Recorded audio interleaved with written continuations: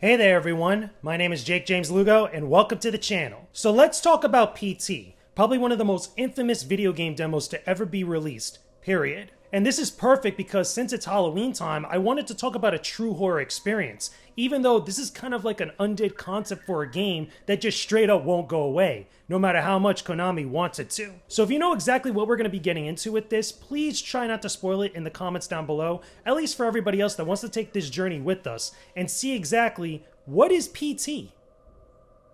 PT is a first-person game demo that was created by Kojima Productions for the PlayStation 4 in 2014. The term PT just stands for Playable Teaser. Simple as that. The history about this unfinished game is legendary, because there's so many layers to everything. For some, the backstory is a lot more interesting than the game itself, while for others, it's a reminder of how we lost something that could have been truly amazing for the horror genre. To catch everyone up a little bit on what went down, let me just cover some of the main bullet points. PT was directed and designed by Hideo Kojima in collaboration with Hollywood film director Guillermo del Toro and published by Konami. On paper, this should be a combination for a complete epic win. And what's more interesting is how PT was developed using the Fox engine, the same game engine that was used for Metal Gear Solid 5: The Phantom Pain. According to Kojima, he wanted the experience for players in PT to be enigmatic and challenging, as much as it was creepy. Building up suspense and dread that followed the player as they moved created an atmosphere that would be tangible. The demo itself was meant to showcase a lot of what players could expect in the final game, so giving everybody a chance to feel and experience the horror firsthand rather than watching a typical trailer or screenshots was very important to him. But unfortunately, this would not come to fruition. In 2015, the game was officially cancelled by Konami and the PT demo was removed from the PSN. This would come as another explosive point in the behind-the-scenes clash between Hideo Kojima and Konami, something we didn't know that had been building up for some time and was only now starting to fester in the public eye. It wouldn't be until later when we got some more details about the vibe that was haunting this game. Thank you very much, Kiefer, for accepting that award. And as you noticed, Hideo Kojima is not here with us tonight, and I want to tell you a little bit about that. Mr. Kojima had every intention of being with us tonight, but unfortunately he was informed by a lawyer representing Konami just recently that he would not be allowed to travel to tonight's awards ceremony to accept any awards.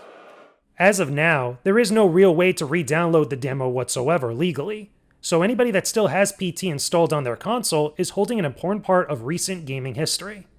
Don't touch that dial now, we're just getting started. Retrieved the rifle and shot his wife as he was cleaning up the kitchen. You can't trust the tap water. His son came to investigate the commotion. Father shot.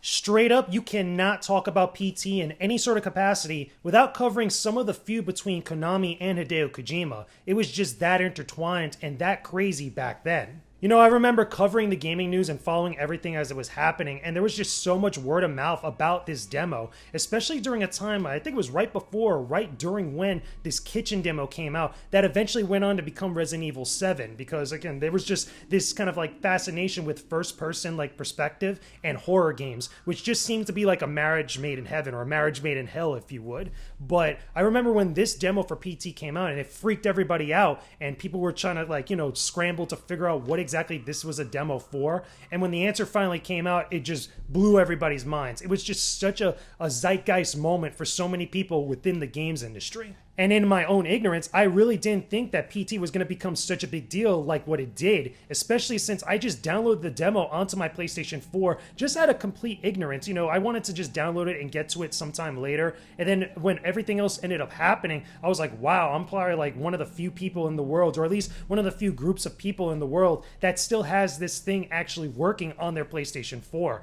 There were people selling consoles that had PT installed for like almost a couple $1,000s. It was absolutely insane, because people were going nuts for this demo. People wanted to see, like, you know, everything come to fruition.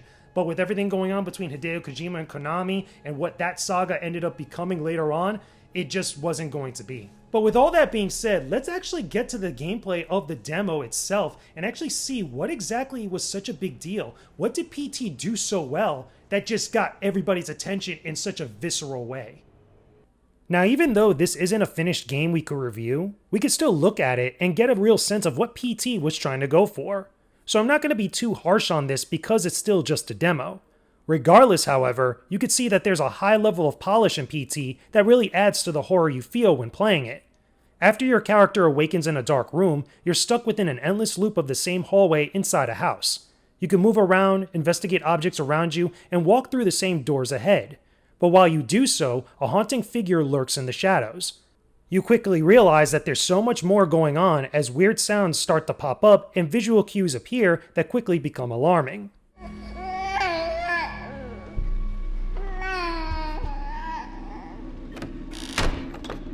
As you continue, you hear a radio that gives you the backstory of the house and the family who lived there, telling of the murders that took place in horrifying detail. It doesn't take long for things to get even darker as you continue through the loop and feel the same sense of urgency around you, leading to fear, anguish, and genuine fright. This tone is what PT does so well, making the fear jump out of the screen and into you. Say what you want about how little you're doing here within this demo, but the fear and the suspense is very real. Every little sound and visual cue will scare the crap out of you at one point or another. And as overwhelming dread continues to build over you like a blanket, you're introduced to the game's lurking ghoul, Lisa. Now we're just getting started.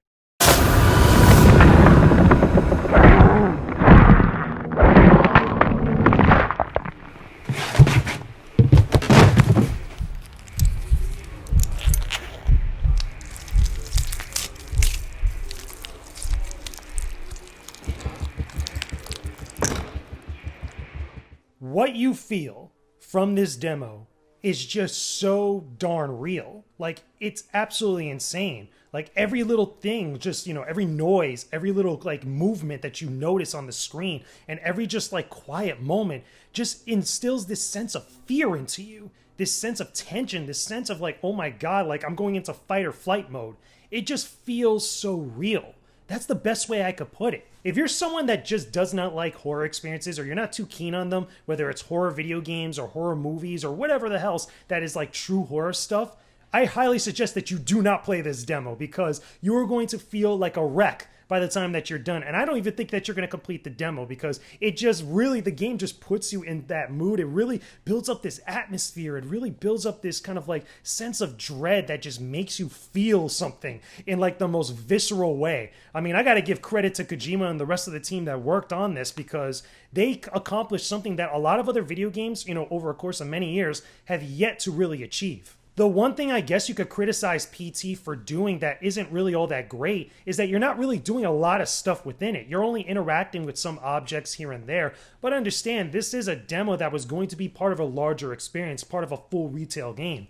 And even though we didn't really get that, it's just interesting to see the genesis of some things that could have been amazing, especially for the horror genre. Again, this is survival horror, and it's just insane how minimalist the game is, but it accomplishes so much. Alright, hopefully you got to this point of the video without being spoiled by the comments or anything else, because now we're going to talk about the ending, which is such a big deal for this demo for a lot of people for many different reasons, especially with the saga between Kojima and Konami, because it's just that mind-blowing for a lot of people. So get comfortable, and let's finally talk about this ending to PT, which is a playable teaser or demo for a long-dead franchise from Konami, Silent Hill. Now that I could stop being coy about everything, let me be frank and say that PT is a very cool teaser for what could have been an amazing reboot to a dead Konami franchise.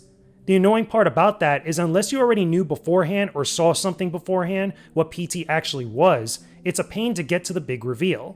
The challenge to complete everything you need to do is pretty high and might be too much for some people, especially with the looming dread and jump scares that could potentially happen to you throughout. Within the hallways and various spots, you could find these hidden picture fragments that make up a frame at the start of the hallway.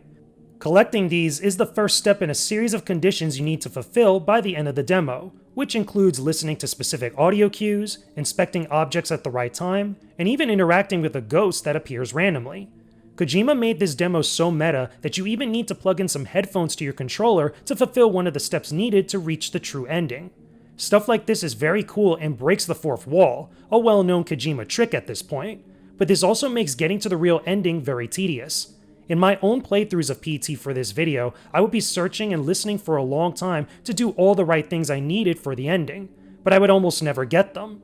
A number of the forums and guides I looked at list some of the steps you need to do for accomplishing everything, but I felt that the randomness is a little wild for the demo in order to keep the mystery going.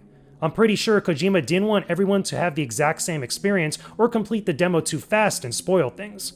Even though I completed PT and got some of the endings, I still wanted to see the true ending for the big surprise, so I eventually just looked it up. Those that were lucky enough to finish the demo back then and saw the truth about the game were treated to a hell of a twist.